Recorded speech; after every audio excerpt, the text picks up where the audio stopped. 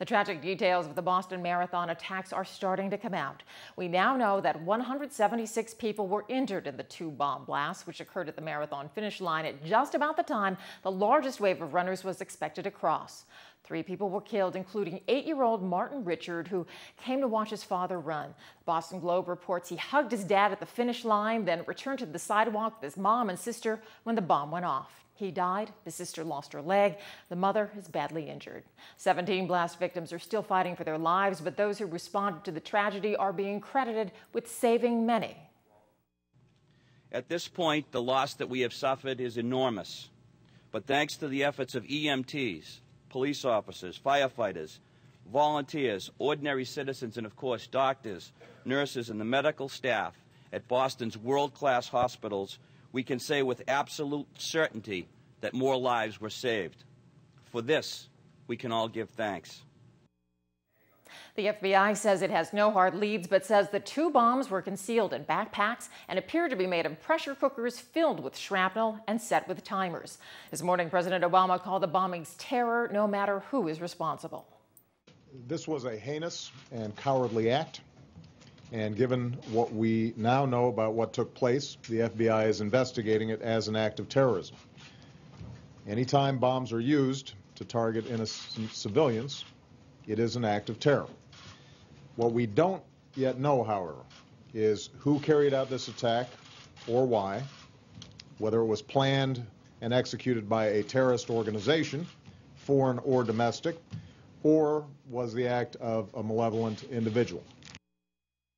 A number of people from Luzerne and Schuylkill counties were in Boston to run in yesterday's marathon or cheer on loved ones in the race. Many were close by when the bombs exploded.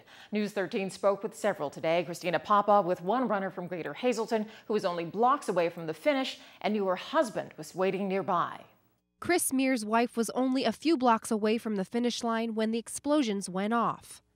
When people started saying explosion and bomb in our hotel, I immediately ran out the door and ran towards basically the finish line. Mass confusion. That's how Drums resident Stacy Mears explains her experience when she was stopped along with thousands of other runners before they could reach the Boston Marathon's finish line yesterday. All of a sudden, I see this whole big crowd stop. I'm like, okay. I'm like, no, you can't. I'm thinking to myself, you can't stop. You have to keep going. So I go up more, and people are like, no, you got to stop. Stacy says most of the runners still wanted to finish the race and had no idea what was going on just a block away. At this point, we had no idea if anyone died or anyone was injured. And we're like, well, we wanted to finish. You know, we were so close. When Stacy finally found out about the explosion, she had only one thing on her mind, her husband, Chris. I actually was in tears. I'm like, I had no idea what was going on. I was in tears, and then I even tried calling my husband, Chris, and at one point, when I even tried calling him, I couldn't even call him. I had to call my sister in D.C. just to get a hold of him. Stacy says she walked and ran almost 40 miles yesterday by the time she finally met up with her husband. Just an entire chaos and everything. Nobody knew what was going on. Nobody knew where to go. We probably went, it was almost 6 o'clock until Stacy finally met up with where I was. Thankfully, the Mears were not injured in the explosions. Stacy says this experience will only spark her to do more events. She plans to run the Boston Marathon next year. Christina Papa, News 13, Drums. The heart-wrenching stories don't end there. 8 residents from Schuylkill County ran in the marathon, and as Matthew Petrillo tells us, they're lucky to still be alive. It was a small makeshift bomb, but its explosion was heard around the world. And at least 8 people from Schuylkill County were there in Boston to hear it. I heard a bang. I turned around and saw smoke. Sandy Bergen of Pottsville says she finished the marathon just 13 minutes before the first explosion. She was in line waiting for water near the finish line where the first bomb went off. It sounded just to me like, you know, like fireworks or an M80 or a cannon type thing. She and her running partner, Jennifer Burgess of Minersville, have been training for 20 weeks for the marathon. Burgess says she was just 2 blocks from the first explosion. Burgess says emergency personnel didn't want the runners together in one place for fear of another bomb, but didn't know where to disperse them either. We didn't know where to go. You know, they sent us to a hotel. While we're approaching the hotel, we say it's evacuated. They send us to the mall. As we approached the mall was evacuated. and they sent us to the bus stop, which really made me nervous. So we just had to keep borrowing cell phones, and the service was out for a long time. So it took quite a while to get out of there and get back to a safe hotel. Jennifer's husband was back in Minersville working at the time and couldn't reach his wife because all cell phone towers were blocked to prevent a possible remote explosion. Yeah, it was starting to get stressful and scary, and we haven't heard from her at that point. That was the stressful part, no contact. And it was going on, and I'm thinking, why wouldn't she, call us? So that's when the stress was really building. Jason eventually got into contact with Jennifer, who coaches at Minersville High School. Coach Jen trains high school athletes at this track almost every day. She herself has been preparing for the Boston Marathon for months here. And while she was one of the lucky ones who walked away from the tragedy, she says her heart goes out to families who were less fortunate. I'm very fortunate that I was able to get, be away from that and not see actually what happened.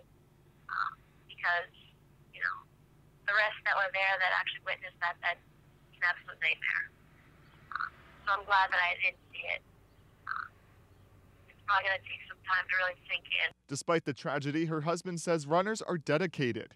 He says nothing will stop them from putting on their track shoes every day and encourages the same for others. Everyone should just keep on running.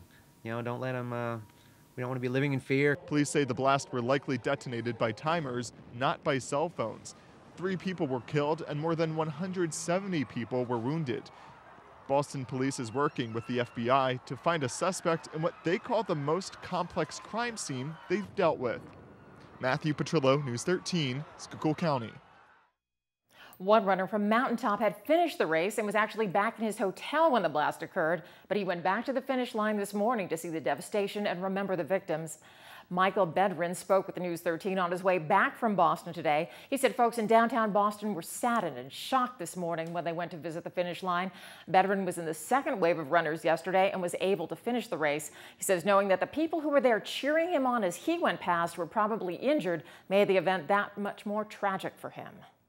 So humbled and exhilarated by the crowds and the volunteers that just lined that course, just thousands and thousands of people cheering, and in particular when you get to the end of the race and you come up and you turn onto Boylston Street and you see that finish line and you hear the crowds, those very people that moments ago were cheering for me, an amateur athlete from northeastern Pennsylvania, was just very, very humbling.